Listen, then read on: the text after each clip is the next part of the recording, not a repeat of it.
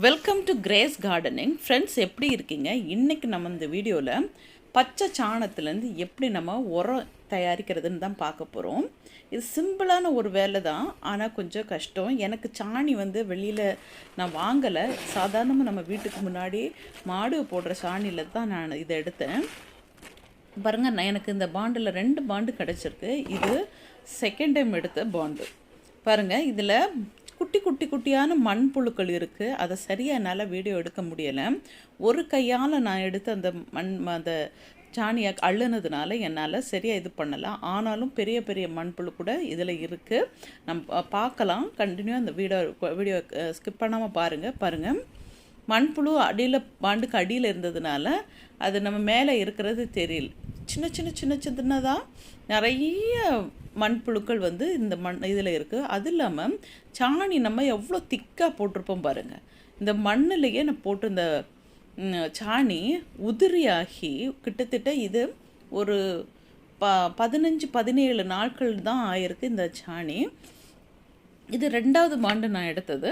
பாருங்கள், எவ்வளோ பெரிய மண்புழுக்கள் இந்த சாணியிலேயே உருவாயிருக்கு. நான் எதுவுமே பண்ணலை பாருங்கள். நான் என்ன பண்ணுனேன்றதை வீடியோவை ஸ்கிப் பண்ணாமல் பாருங்கள். அப்போ உங்களுக்கு இது புரியும். சிம்பிள் லாஜிக் தான் இது. பாருங்கள், இது பெரிய புழு, மண்புழு. ஆனால் நிறைய குட்டியான புழுக்களை நான் எடுத்திருக்கேன். அதை நான் வேறு ஒரு இதில் நிறைய நம்ம காய்கறி கழிவுகளோடு போட்டு அதை மக்க வச்சு அதில் நான் இந்த மண்புழுக்களை போட்டிருக்கேன். அதை இன்னொரு வீடியோவில் நான் போடுறேன். கண்டினியூவாக வீடியோ பாருங்கள். நான் இது எங்களோட சுவர், அதாவது காம்பவுண்டு சுவருக்கு பேக் சைடில் நான் இதில் சாணி கொட்டி வச்சுருந்தேன். இந்த கவரை எடுத்து போட்டு அப்படியே நான் மூடி ஒரு 10 நாள் 10 நாள் போட்டிருந்தேன். இப்படியே பாருங்கள், அது மண் அவ்வளோ பொலன்னு இந்த மழையில் வெயிலில் கூட அது அப்படியே தான் இருந்தது. ஆனால் சும்மா தான் இந்த கோணிப்பை போட்டு நான் மூடியிருந்தேன். ஆனால் சணல் பை கிடையாது. சணல் பை போட்டிருந்தா இன்னும் நிறைய மண்புழுக்கள் பிடிச்சிருக்குன்னு எனக்கு தோணுது. ஆனால் இது இந்த பையை சும்மா நான் போட்டேன். ஆனாலும் பின்னாடி போகிறது எனக்கு பயம்தான். இருந்தாலும் கூட ஒரு தைரியத்தை வரவழைச்சிட்டு தான் நான் அதை அள்ளி எடுத்தேன். பாருங்கள், அதை டீப்பாக என்னால் சின்ன குட்டி மண்புழுக்கள் இதில் இருக்குது. ஆனால் அதை என்னால் சரியாக எடுக்க முடியலை.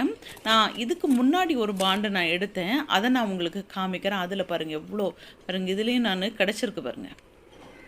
மண்புழுக்கள் குட்டியாக இருக்கும், குட்டியாக இருக்குது.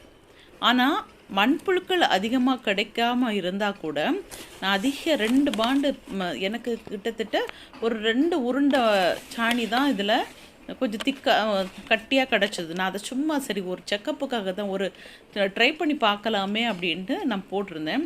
உண்மையிலேயே அது ஒர்க் அவுட் ஆகுது. இது நான் ஃபஸ்ட்டு பாண்ட் எடுத்தது பாருங்கள். இது ஒரு 8 நாள் கழிச்சோன்னு எடுத்தேன். பாருங்கள், சாணி நல்ல உரம் ஆகலை, கொஞ்சம் திக்காகவே இருந்தது பாருங்கள். ஐயோ, அதை எடுத்துட்டுருக்காமோ.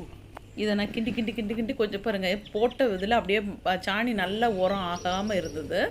ஆனால் நிறைய குட்டி மண்புழு இருந்தது. நான் 2வது எடுக்க போகும்போது அதிகமாக கிடைக்கல. ஃபஸ்ட்டு போகும்போது சின்னதாக இருந்தது பாருங்கள். ஒரு மண்புழு போகுது பாருங்கள். ஆனால் அடியை நோண்டி பார்த்தீங்கன்னா நிறையவே கிடச்சிருக்கும். எனக்கு இது மண்புழு தொடுறதுக்கு பயம்னால நான் அதிகமாக ட்ரை பண்ணலை. சாணியை போட்டு தொழுவுறதுக்காக தான் நான் அதை ட்ரை பண்ணிக்கிட்டேன். ஆனால் அந்த சாணியில் அதிகமாக நம்ம உரத்தில் நிறைய நுண்ணுயிர் பெருகி இருந்ததுனால உண்மையிலேயே அதை நான் வேறு ஒரு டப்பாவில் நான் ஸ்டோர் பண்ணி வச்சுருக்கேன். அதை நான் பின்னாடி வீடியோ பாருங்கள். நீங்களும் இதை மாதிரி சாதாரணமாக கிடைக்கக்கூடிய, அதாவது நம்ம வீட்டுக்கு முன்னாடியே சாணி போட்டுவிடும் பாருங்கள் மாடுங்கள். அந்த மாட்டு சாணத்தை எடுத்து ஒரு சைடு ஓரமாக நம்ம சோறு ஓரமாகவோ இல்லை நமக்கு ஒரு சின்ன குழி நோண்டி இதுக்குள்ளே போட்டு வச்சுருங்க. உண்மையிலே அது உரமாகவும் ஆகிடும். பாருங்கள், இது ஃபஸ்ட்டு எடுத்த பாண்டில் பாருங்கள். நான் சாணி நல்லா காயவே இல்லை, ஆனால் அதிகமாக சின்னதாக நான் கிடச்சிருக்கு. அதையும் நான் எடுத்து இன்னொரு டப்பாவில் தான் போட்டு வச்சுருக்கேன். அதையும் நம்ம அப்புறமா ஒரு வீடியோவில் பார்த்துக்கலாம். பாருங்கள், இதில் சின்னதாக இருக்கிற புழுக்களையும் நம்ம எடுத்துக்க முடியும். இதை மாதிரி நீங்கள் ஒரு வாட்டி ட்ரை பண்ணி பாருங்களேன். இந்த மண்புழுக்கள் கிடச்சதுன்னா நம்ம தோட்டத்துக்கு யூஸ் பண்ணிக்கலாம். செடிகளுக்கெல்லாம் போட்டோன்னா அது செடி நல்ல செழிப்பாக வளரும். நமக்கு தேவையானது மண்புழுக்கள் அதிகமாக வேணும். பாருங்கள் எவ்வளோ சின்னதாக இருக்குது பாருங்கள். இந்த வீடியோ பிடிச்சிருந்தா லைக் பண்ணி, ஷேர் பண்ணி, கமெண்ட் பண்ணுங்கள், சப்ஸ்கிரைப் பண்ணிடுங்க. என்னோடய சின்ன அனுபவத்தை தான் நான் போட்டிருக்கேன். ஜஸ்ட் ஒரு ட்ரை பண்ணியிருந்தேன். சும்மா மாடு அந்த பக்கமாக மேய்ஞ்சு போச்சுன்னா அந்த அந்த அது போடுற சாணியதை எடுத்து நமக்கு பக்கத்துலேயே நம்ம வீட்டு ஃப்ரெண்டு முன்னாடியே இல்லை ஒரு குழி தோண்டி போட்டு புதைச்சி விட்டாலே இந்த மாதிரி சாணியை நம்ம உரமாகவே நம்ம எடுத்துக்கலாம். நீங்களும் இந்த ட்ரை பண்ணி பார்த்துட்டு உங்களோட கமெண்ட்ஸை தெரியப்படுத்துங்க. வீடியோ பிடிச்சிருந்தா லைக் பண்ணி, ஷேர் பண்ணி, கமெண்ட் பண்ணுங்கள், சப்ஸ்கிரைப் பண்ணிவிட்டு வீடியோ பாருங்கள் ஃப்ரெண்ட்ஸ். பாருங்கள், நான் அதை கொட்டியிருக்கேன். இதை எடுத்துகிட்டு வந்தது நான் அது அழகாக கொட்டி பார்த்தா அது சாணி அவ்வளோ நம்ம சாதாரண ஒரு எவ்வளோ சூப்பரான உரமாக இருக்குது பாருங்கள். திக்காக நான் போட்டிருந்தேன் பாருங்கள், புட்டு உதிர்ந்த மாதிரி இந்த சாணி ஆயிடுச்சு. கூடவே நம்ம மண் அது கலந்து போகிறதுனால மண்ணில் இருக்கிற நுண்ணுயிரிகள் இது சாப்பிட்டு மண்புழுவும் கிடைக்கிறது. அது இல்லாமல் சாணி நமக்கு உரமாகவும் கிடைச்சிருது. நீங்களும் ட்ரை பண்ணி பாருங்கள், பார்த்துட்டு உங்களோட கமெண்ட்ஸை தெரியப்படுத்துங்க. பச்சை சாணத்திலேருந்து தொழு உரம் ஆக்குறது எப்படின்ற வேறு ஏதாவது ஐடியா தெரிஞ்சிச்சுன்னா எனக்கும் தெரியப்படுத்துங்க. நானும் அதை தெரிஞ்சுப்பேன். உங்களோட கமெண்ட்ஸை எனக்கு தெரியப்படுத்துங்க. அதுபோல் மண்புழுக்களை உருவாக்குறதும் இந்த சாணத்து மூலமாக நம்ம உருவாக்குறோம். அதுவும் வேறு ஏதாவது உங்களுக்கு ஐடியாஸ், உங்களுக்கு அட்வான்ஸ்டு ஐடியாஸ் ஏதாவது கிடச்சிச்சின்னா எனக்கு தெரியப்படுத்துங்க. அதே மாதிரி நீங்களும் என்னோடய வீடியோவை பார்த்து சப்ஸ்கிரைப் பண்ணிவிட்டு பக்கத்திலே இருக்கிற பெல் ஐக்கானை கிளிக் பண்ணுவீங்க. அப்போது நான் போடுற வீடியோவோட நோட்டிஃபிகேஷன் உங்களுக்கு சேரும்.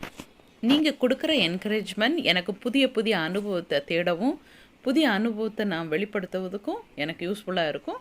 வீடியோ பிடிச்சதுக்கு ரொம்ப தேங்க்ஸ் ஃபார் வாட்சிங்.